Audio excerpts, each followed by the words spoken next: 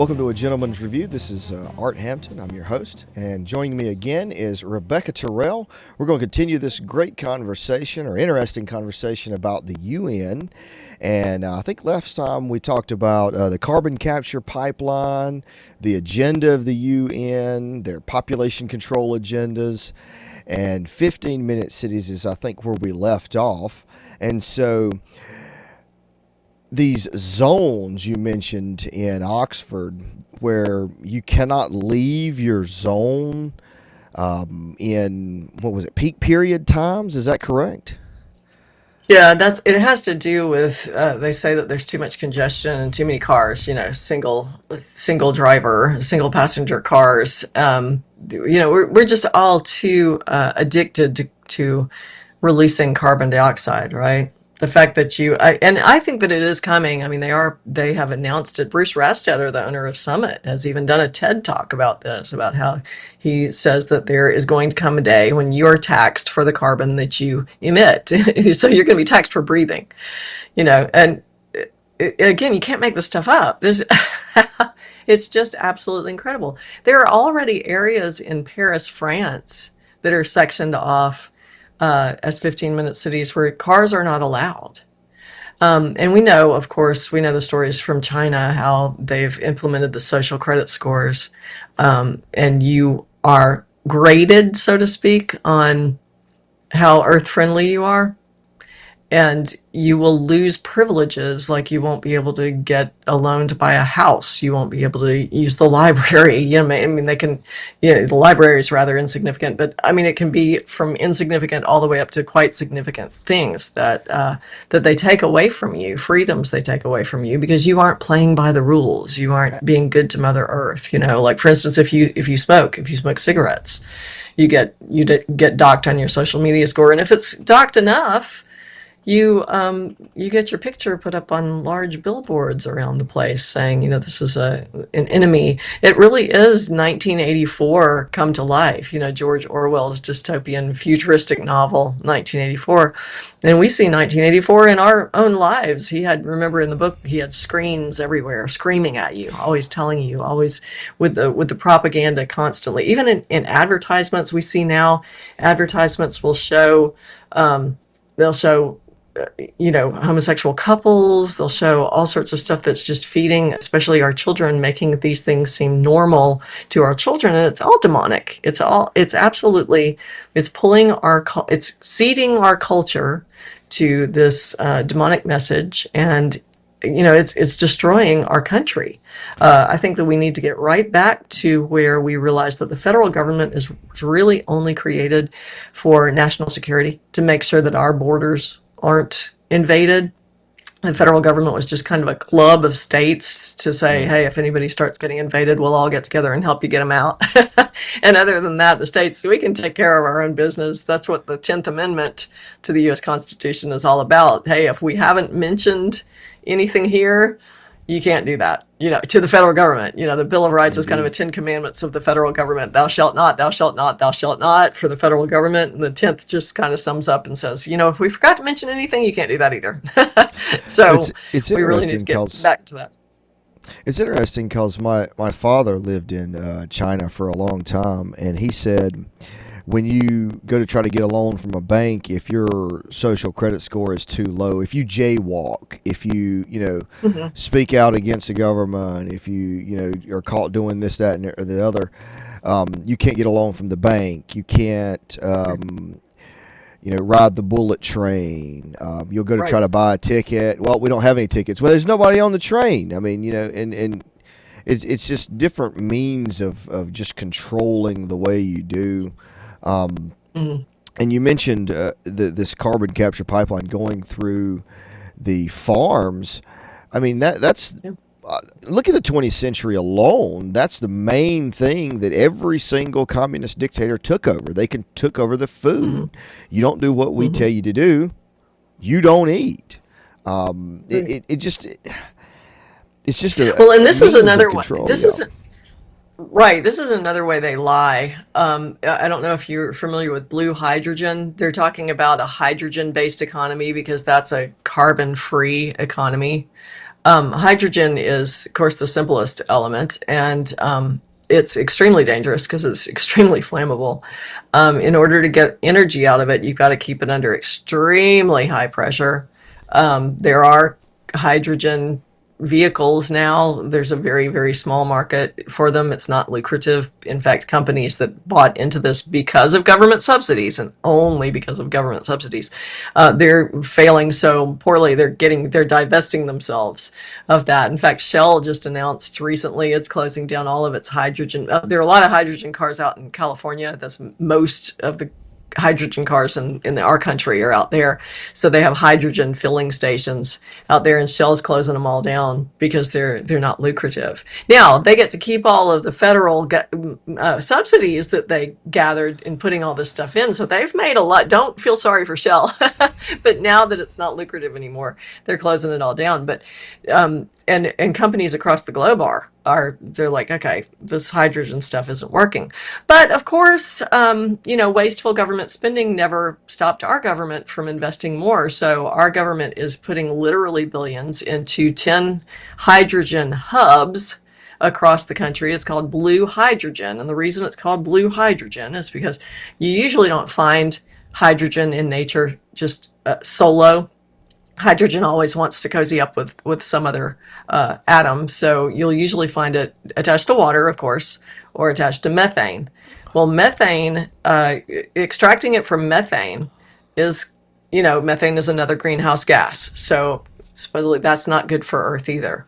So what they're doing that's called gray hydrogen when you take it from methane, because you're releasing the methane and you're hurting Mother Earth. So to make it blue hydrogen, what they're doing is they are adding carbon capture to the mix. So they're not really this is a process that, again, it's generating carbon. Like, there's carbon dioxide. Again, there's nothing wrong with that. But according to their narrative, there's something wrong with that.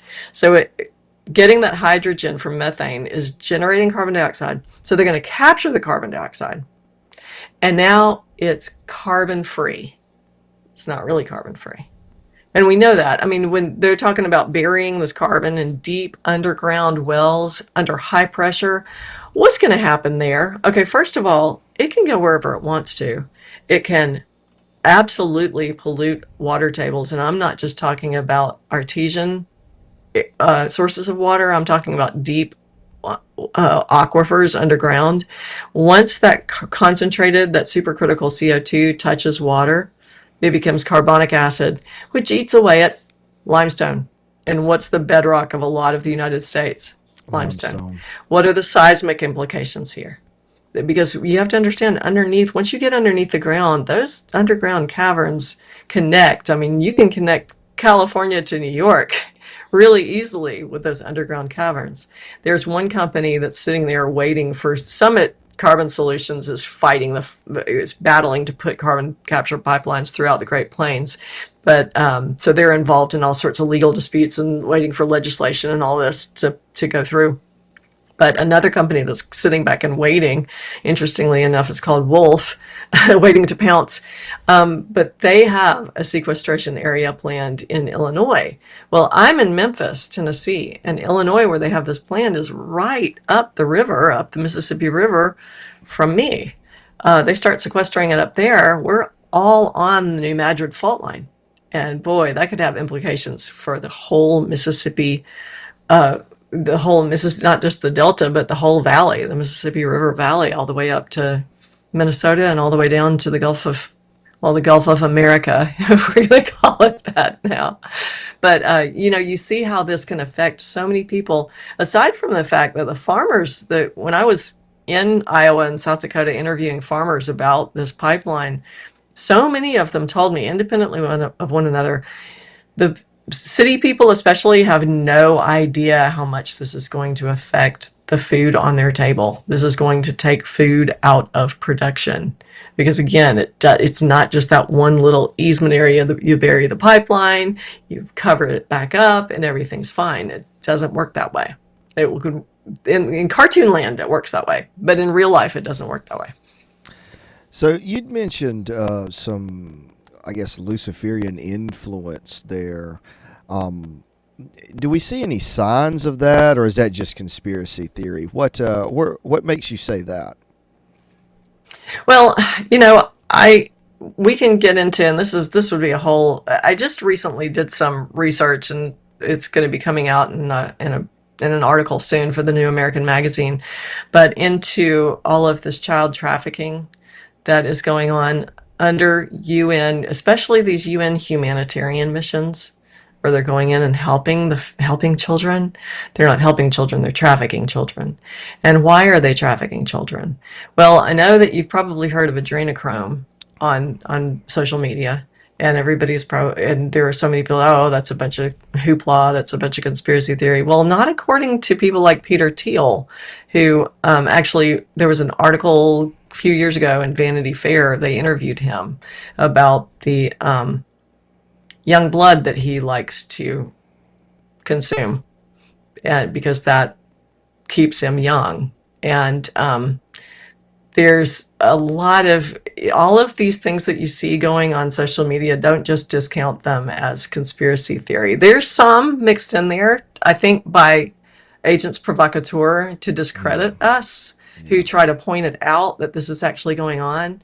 And it is all very, very satanic. It's offering, young blood to Moloch, who is this. I mean, this is, I know this sounds crazy, but he is the demon of child sacrifice. And there's a very, very interesting man by the name of Zachary King, who used to be a wizard, in the Satanic Church, and he made a lot of money being hired by corporations, casting spells and all this stuff to that would actually increase their sales. But he said that he would often participate. They have women in covens called breeders, and they'll have a anyway, this is awful stuff. I don't know how much I should get into this, but she'll have a baby. She'll get pregnant. Not not in a nice way. And 9 months later, they have a ritual where abortion is part of the satanic ritual. And that we know that that's true. In Texas, the Satanic Church has put up a bunch of billboards, and anybody who drives through Texas knows what I'm talking about, where they're saying you can't outlaw abortion. Abortion is part of our religious ritual. right. They will have an abortion ceremony. The breeder, delivers her baby, and the baby is murdered, and the blood is scattered, and all of this, and all sorts of heinous things happen. So, but yes, this is all part of. Again, people will be able to read more about it in the article that's coming out in the New American. It's called "The War on Children." Well, I think it goes back to, especially with the Luciferian cult, they hate the image of God that we bear. And so Yeah. destroying that image, population control, or whatever it is the number one goal. I mean, and even the Bible says, they love death. They Yeah. love death, and you see them celebrating that. I think Halloween is surpassed Christmas as the most favorite Mhm. holiday or whatever, decorated Mhm. for, and things like that. And they love death, and it's Yep. it's it's it's clear. Hmm. What didn't they? Wasn't there a Luciferian monument in New York in front of the UN building? I think they took it down because people were upset about Complaining it. about Yeah, it. complaining about it. Yeah, and Yeah. so I mean, even Yeah. what was There. it, Lucius Trust? That it was really Lucifer Hmm. Trust, and people complained about that, so they changed That's it, right. and all these That's right. And different it's all little these same things. people. Yeah, it's the same people That's doing the right. same thing, and I'm not Hmm. saying they're all part of the Luciferian cult, but there's definitely some influence there at the very least, and that's And not. you have to. No, sorry. Go ahead. Go ahead. Well, I was going to say you have to remember too that it doesn't have to just be, oh, all these UN people are into these satanic rituals. Jesus said, "By their fruits you shall know them." So in 2010, the United Nations published, I think it was under UNESCO, but it might have been under another agency. They published sexualization training for children. I don't have the right. I can't remember the correct It's sexuality education. That's it. Sexuality education for children K through 12. And that was first published, I think, in 2010. And it's been updated since then. And these are the training guidelines for children worldwide, what schools are supposed to implement to train children. And it's pornographic. I mean, it's pornographic from kindergarten. Yeah. It's jaw dropping. And all of this goes to, Baphomet. That's the demon of transsexuality. Um, Again, who are you serving? You're serving someone, and it's not God. You don't have that many other choices. Is it Yeah. going to be on God's side or on the side of the demons? Who are always warring against not only God but against us too. They hate us. And you just read. I challenge anyone to go look up that. It's not sex education; it's sexuality education. That's what they call it. Go look up what the United Nations publishes and promotes in schools worldwide, and you will see it is demonic. It doesn't outright say, "Oh, bow down and worship Satan." It doesn't have to. It's doing Satan's work. It's doing, it's carrying on that demonic, and it's perverting children. I mean, the target is children. And what did Jesus say? If you pervert these children, it would be better that a millstone is tied around your neck and you're thrown into the deep ocean. And that's very true, because you're perverting the innocence of the children. So, I mean, talk about where is our culture going to be, 20 years from now, 30 years from now, when the children are no longer children, they're adults, and they're completely messed up because of this. And they've been unsexed, and, the women have been told they're men, and the men have been told they're women. And, there's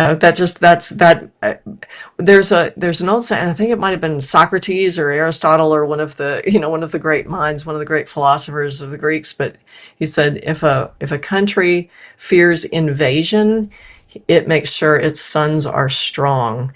If a country fears internal revolt, it makes sure its sons are weak. And that's what we see our government doing now, Yeah. making sure our sons are weak. So Yeah.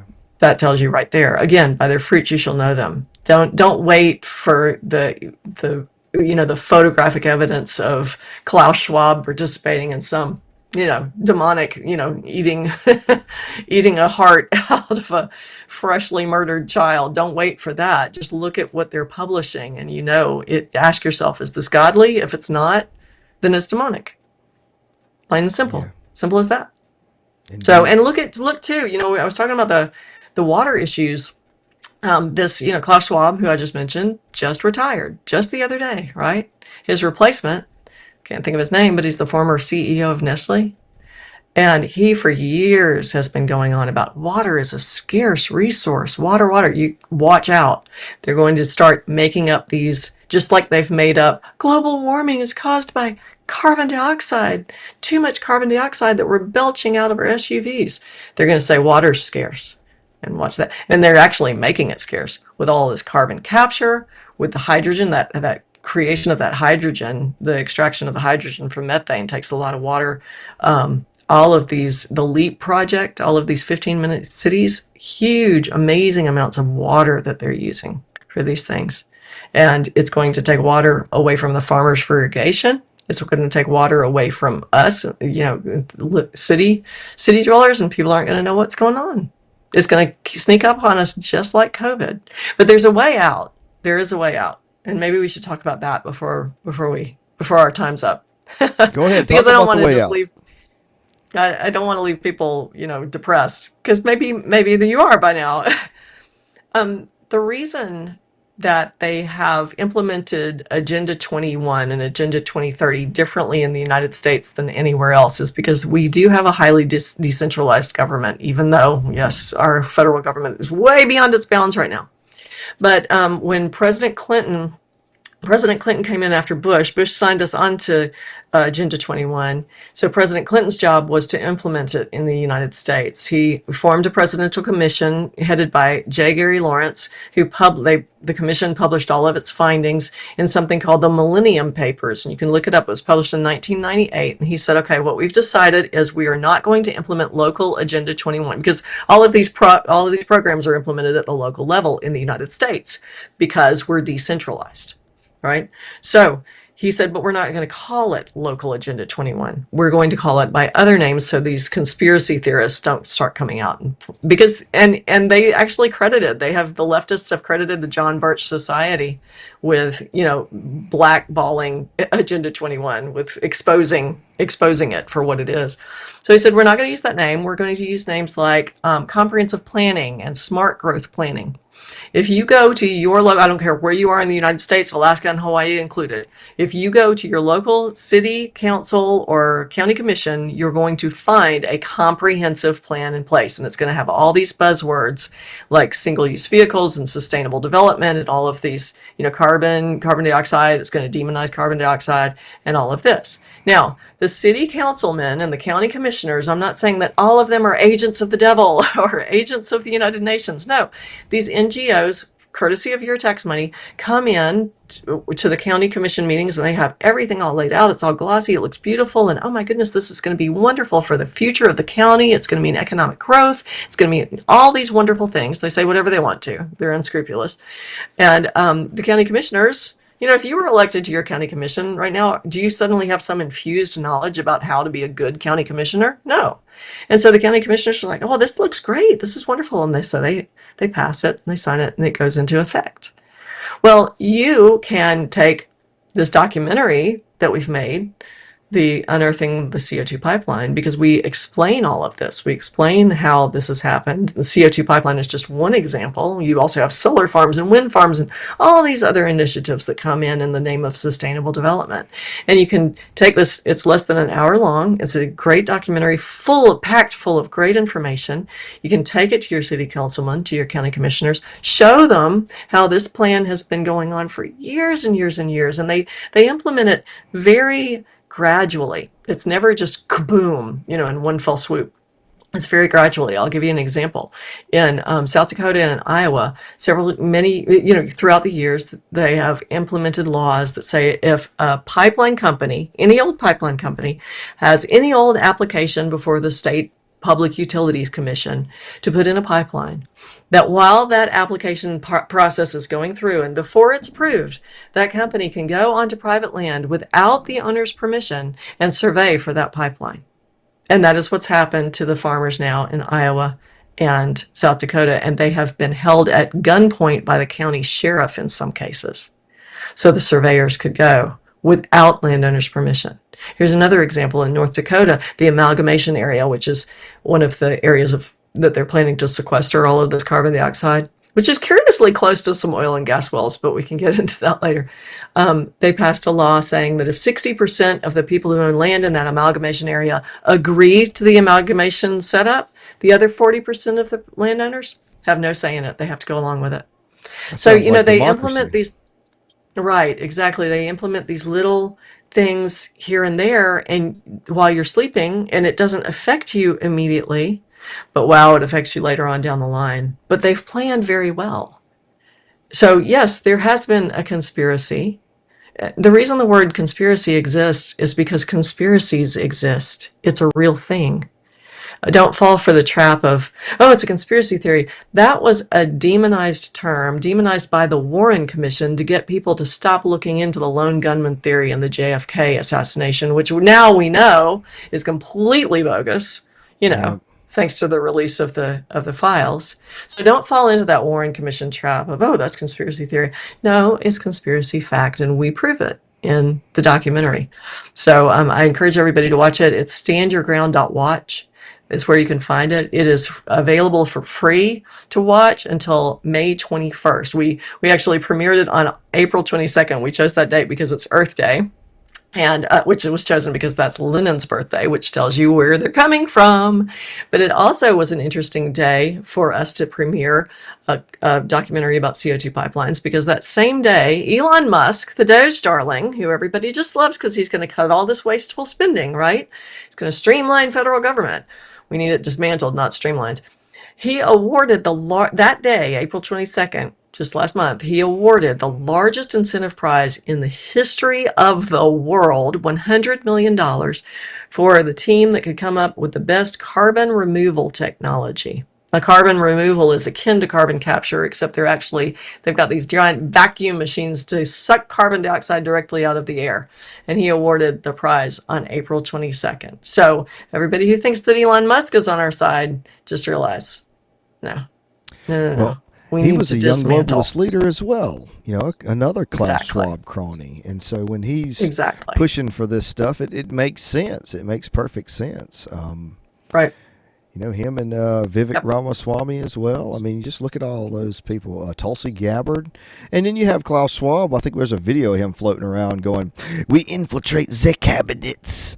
And it's like, Yeah. well, look at the Trump administration. How many people is he utilizing that was a young globalist leader? Yep. That makes me question a lot of different things. Right.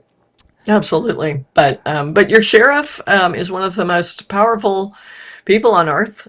He does have the power under our Constitution to nullify these outlandish federal programs that try to come into his jurisdiction. He can say, not on my turf.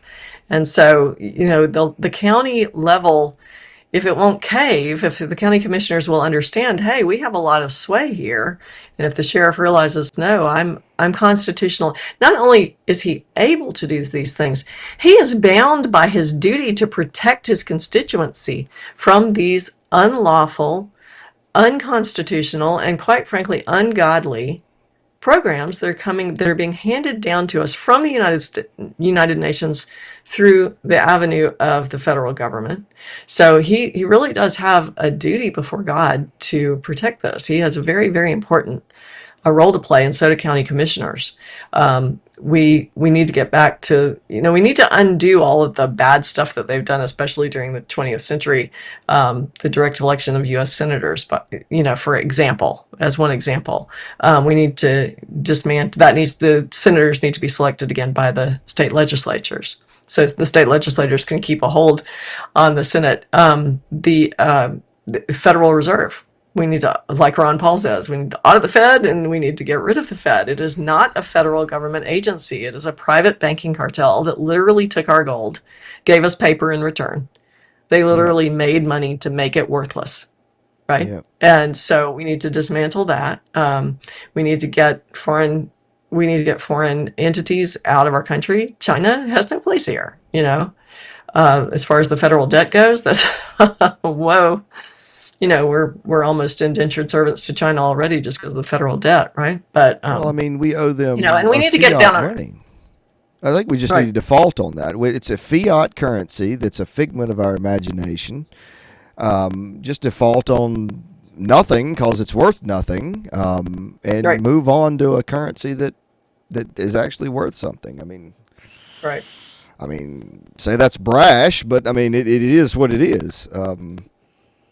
The only difference between monopoly money and the dollars we have in our pocket is the full faith of our government, the which, word, right, okay, right, the which word of the government, we're supposed they're supposed to accept it as legal tender, and then when you go to some places, oh well, we don't, we're cashless. Well, you're required by law to accept this as legal right, tender, and you're not accepting it. That's against the law, is it not? yeah, right. I think we're in the last days of cash being a reality. So I think we are headed towards central, but that, ultimately, everybody, we do need to.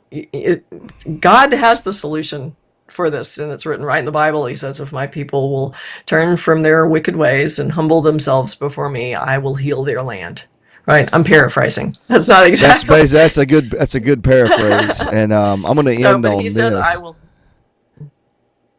Go ahead. I'm sorry. No, I mean, he says, "I will heal. I will heal their land," and God is good on His promises. you know. Indeed. And he's not going to heal the land as long as we see what I saw last year at the Pride Festival in Rock Hill, South Carolina.